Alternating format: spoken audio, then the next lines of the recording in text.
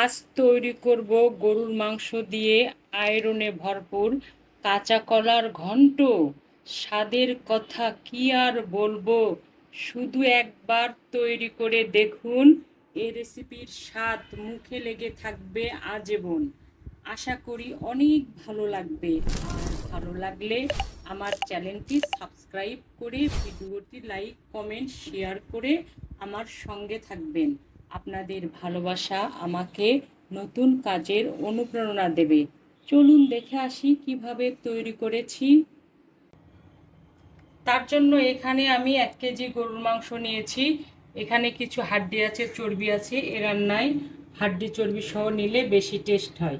আর গরুর মাংসের সঙ্গে আমি আজকে কাঁচা কলা ব্যবহার করব। কাঁচা কলাটা হলুদ দিয়ে আমি ভিজিয়ে রেখেছিলাম, এতে করে রান্নার সময় কালারটা সুন্দর হবে। এখন আমি কাঁচা কলাগুলোর প্রেসার কুকারে সিদ্ধ দেব। আর এই রান্নায় আমি যে মশলাগুলো ব্যবহার করব সেগুলো আমি রান্নার সময় পরিমাণ সহ নাম সহ বলে দেব। বিসমিল্লাহির রহমানির রহিম। কলা সিদ্ধ হয়ে গেছে। আমি এখন গোস্তটা আগে রান্না করে নিব। এখানে পেঁয়াজ ব্রেস্তা করেছিলাম, সেই তেলটা দিয়ে দিলাম হাফ কাপের মতো। 2টো শুকনো মরিচ দিলাম, 2টো তেজপাতা, 3 টুকরা দারচিনি, 6টা সাদা এলাচ, 1টা কালো এলাচ, 15-16টা গোলমরিচ, 5টা লং, হাফ চামচ মিষ্টি মৌরি দিলাম। 10 সেকেন্ডের মতো ভেজে নেব। চাইলে কিন্তু এই মশলাটা বেটেও ব্যবহার করা যাবে, গুঁড়ো করেও ব্যবহার করা যাবে। বেটে নিলে আরো বেশি স্বাদ হবে। হাফ কাপ পেঁয়াজ দিলাম, এটা হালকা ব্রাউন কালার করব। 5 মিনিট ভেজে নেব, তারপরে আমি ফিরে আসব। ফিরে এলাম 4 মিনিট পরে। পেঁয়াজের কাঁচা গন্ধটা নেই। এখন পানি দিয়ে বাকি মশলাগুলো আমি দিয়ে দেব। 1 কাপের মতো পানি দিলাম, মশলাগুলো পুড়ে না যায়। স্বাদ অনুযায়ী লবণ, 1 টেবিল চামচ রসুন বাটা, 1.5 টেবিল চামচ আদা বাটা, জিরা বাটা, হলুদ 1.5 চামচ। 5 মিনিট এই মশলাগুলো আমি কষিয়ে নেব, যেন মশলার কাঁচা গন্ধটা চলে যায়। মশলা কষানো শেষ, সুন্দর একটা গন্ধ ভেসে আসছে। এখন আমি ধুয়ে রাখা গরুর মাংসগুলো দিয়ে দিচ্ছি।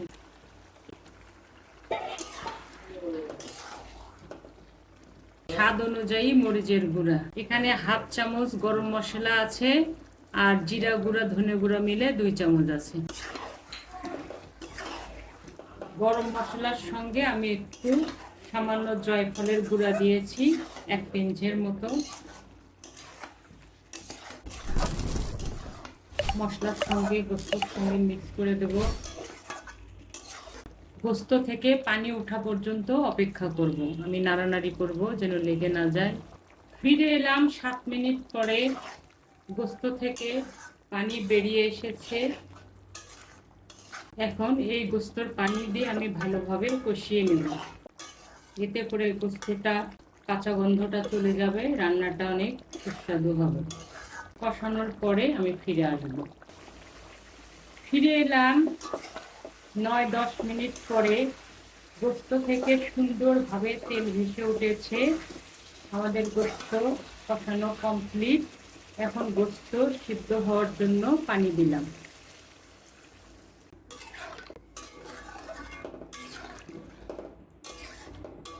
আমি মিডিয়াম জালে গোস্ত কষিয়ে নিয়েছি। আর একটু পানি দিলাম, একটু ডুবা ডুবা করে পানি দিলাম। এখন জালটা আমি একটু হাই হিটে করে দিলাম। গোস্ত সিদ্ধ হওয়ার পরে আমি ফিরে আসব। ফিরে এলাম প্রায় 45 মিনিট পরে। গোস্তটা আমাদের সিদ্ধ হয়ে গেছে।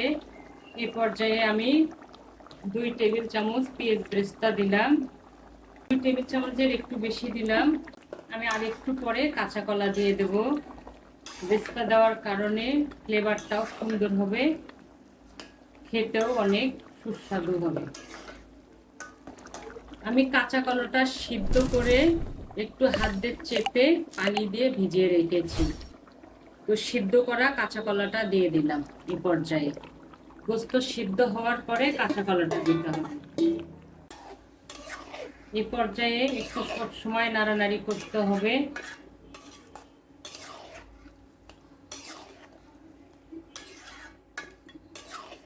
তেল ভেসে ওঠা পর্যন্ত অপেক্ষা করব।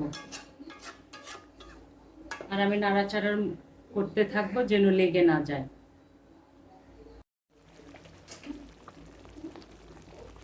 ফিরে এলাম প্রায় 8-9 মিনিট পরে। রান্না আমাদের কমপ্লিট। আমি জালটা বন্ধ করে দিলাম। এটা এরকম ভাবে খেলে বেশি ভালো লাগে। ঢেকে দিলাম। ফিরে আসবো 10 মিনিট পরে। ফিরে এলাম 9-10 মিনিট পরে। আমি জালটা এখন বন্ধ করে দিয়েছি। আমি একটু নাড়াচাড়া করে দেখাচ্ছি। কি যে গন্ধ, রান্নাঘর একদম মৌ মৌ করছে। আর ব্রেস্তাটা কিন্তু অবশ্যই দিতে হবে। ব্রেস্তা দিলে সুস্বাদু হবে, গন্ধটাও অনেক সুন্দর হবে, খেতে অনেক মজা লাগবে। তো হয়ে গেল গরুর মাংস দিয়ে কাঁচা কলার ঘন্ট। খুব সুস্বাদু। তৈরি করে দেখুন, কি যে মজা। সাদা ভাত, পরোটা, রুটি, লুচি দিয়ে সব কিছুর সঙ্গেই খাওয়া যায়। তো আজ এ পর্যন্তই। ইনশাল্লাহ আবার দেখা হবে নতুন কোনো রেসিপি নিয়ে। আল্লাহ হাফেজ।